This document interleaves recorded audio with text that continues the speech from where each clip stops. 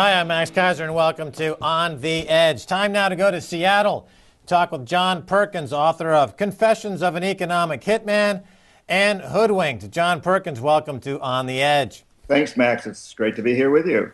All right, John Perkins, you operated as an economic hitman in the Middle East. You know the area very well. Let's compare this with what's happened in Latin America. You've had some populist uprisings in Latin America that have taken hold with governments now that are sensitive to the indigenous populations. They've put up a good front against the kind of economic hitman activity that you were involved with during that period, but now you've been speaking out against it. In the Middle East, do you see a similar pattern of these popular revolutions taking hold? Do they have a chance, or will the economic hitman snuff it out?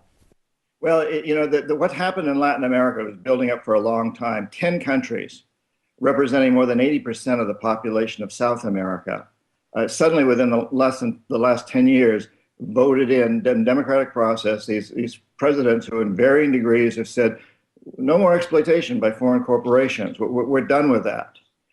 This was really triggered by Hugo Chavez standing up to the CIA coup that overthrew him for about 40 hours back in 2002. The fact that he was able to do that and stay in power encouraged these other countries to leap into this process, which they did. And of course, during most of my lifetime, every one of those 10 countries was controlled by brutal dictators, primarily put into power by the CIA and kept there by the CIA. And when Chavez stood up to the CIA and got back into power, overcame the coup against him, that was a monumental moment. It sent an amazing word through Latin America. At the same time, the Bush administration did not send in the troops to overthrow Chavez at that time. All right, John Perkins, I want to change gears here for a second, talk about capitalism. Now, I just watched a video that's been posted, you giving a talk in front of a group of people and giving really the arc of your story, and you make some interesting insights into capitalism. You say that the marketplace is democratic if we choose to make it such, which I wanted you to explore that a little bit. What do you mean by this? Well, Max, I truly believe that the marketplace is democratic, that when we buy something or choose not to, we're casting a vote. And in the United States these days, I think perhaps that vote is more important than the one we cast at the polls, because all the politicians in the United States, including the president, are controlled by corporations. They don't get into office without a lot of money coming from corporations. There's something like 35,000 lobbyists in Washington, D.C., most of whom represent big corporations. So they really call the shots. But we call the shots on the corporations through supporting them or choosing not to support them. And we had tremendous impacts during my lifetime. For example, when I was in college, we pretty much ended apartheid in South Africa. It's not entirely ended, I think, but we did a pretty good job by boycotting corporations that were supporting it. We had terribly polluted rivers in the United States, some that were on fire in parts of the Midwest.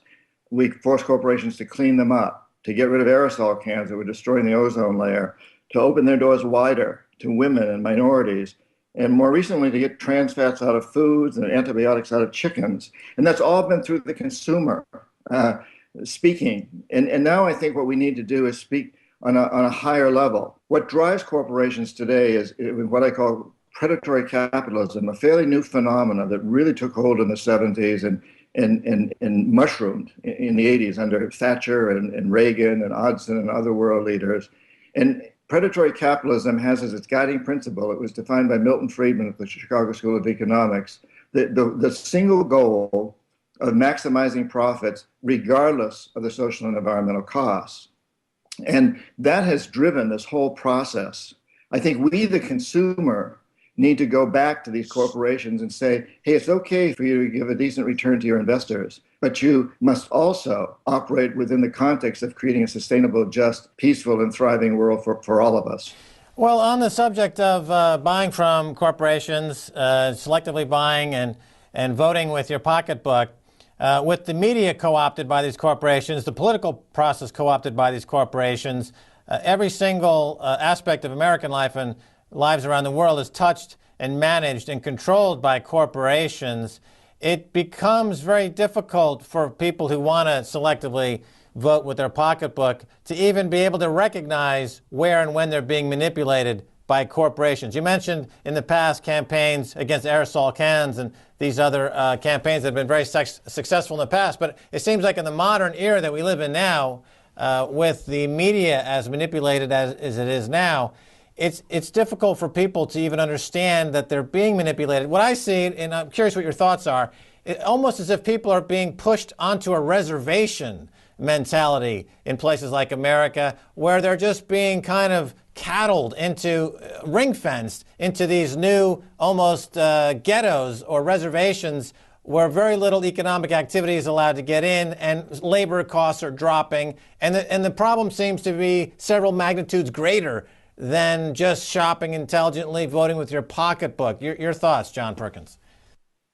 Well, I think that's a beautiful metaphor or analogy.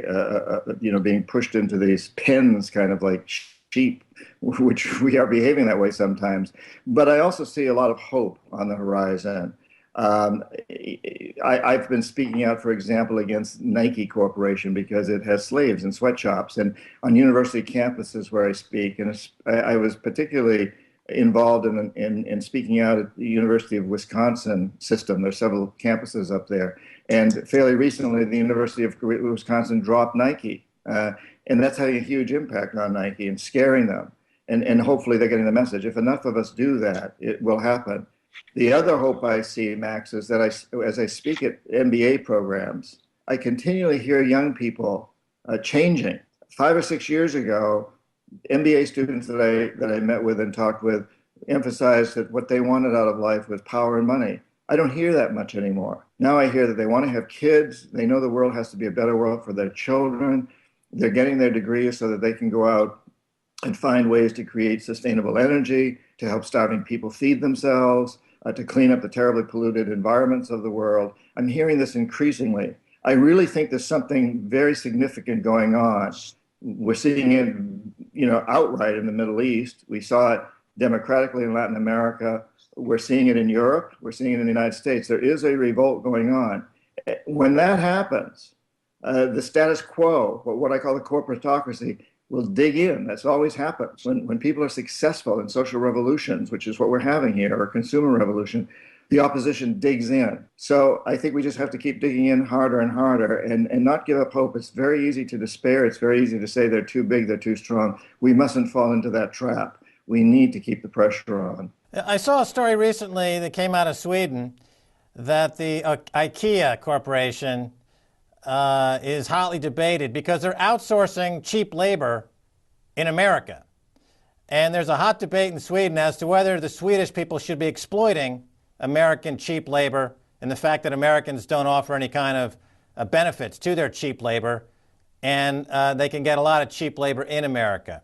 Now, this seems like a remarkable story because in America, the story is that in Sweden, taxes are too high, the quality of life is not that great, and that there's no social mobility. And yet, in Sweden, it has probably the highest social mobility in the world. It has one of the highest standards of living in the world. It has a high tax rate, and they're debating whether or not to exploit the slave labor, essentially, in America. Why isn't that story more dispersed and talked about amongst the 300 million in America who are not part of the 1% elite exploiting the slave labor in America? Because the 1% elite control the mainstream media in the United States, as you pointed out earlier. That's why it's not being told. People will tell me, but the United States is the best off country in the world. We're the happiest people and the best off. And I say, well, you haven't traveled very much then. You haven't been to Sweden. You haven't been to many other European countries. We're not the best off, but people here believe that. And it's a tremendous lack in our media. It's a lack in education. Our educational institutions in the United States are pretty much controlled by big corporations these days too. It's incredible the power that they have. We need to fight that. The fact that you're bringing this up is extremely important. I write about these things in my books and in my blogs, but it's information that we need to get out there. And you're right, it's not readily available in the United States, and there's a huge reason for that. The big corporations don't want it to be available. All right, I want to get back into kind of your what you're known for in the economic hitman area and some of the nefarious activities in various countries around the world. A story recently, $378 billion laundered through Wachovia Bank drug money. Wachovia Bank, of course, now is owned by Wells Fargo, which has the biggest shareholder in Warren Buffett. So this is really a remarkable story. I don't know if you look to, what's your take on the story? And then I'll have a couple of tidbits for you if maybe you weren't aware of. But what's your thought on this Wachovia $378 billion money drug cartel story? Yeah, and where did they say the money came from? From the, the cambio de change in Mexico. Right, and, right. Okay. Right. There's no question in my mind that the CIA and American banking interests are involved in the drug wars in Mexico, as they have been for a long time in Colombia, where they've been very successful. The CIA has a long history, and actually it dates back to the British history of the Opium Wars in India and China back in the 1800s, and then the CIA in the Golden Triangle of Asia during the Vietnam War years, and so on. Long, long history of this. It's one of the ways that the CIA makes its money. It's black box money that it doesn't have to get approval from Congress if it makes this money illegally, secretly. It also gives it a tremendous connection with people in those countries who the CIA then can use as jackals to do nefarious things, assassinate people and other such things. And it gives them a lot of political clout in these countries. So there's no question in my mind that the CIA was deeply involved in Colombia. I know that. And also is now deeply involved in Mexico. And there's always a tie in there with banking interests. It's the only way that organizations like the CIA ultimately launder money. They have to go through banking institutions. So there's a symbiotic relationship. That didn't come as a surprise to me. And all the surprise, of course, is that it was exposed. It's been going on for a very, very long time. Why should it surprise any of us, you know?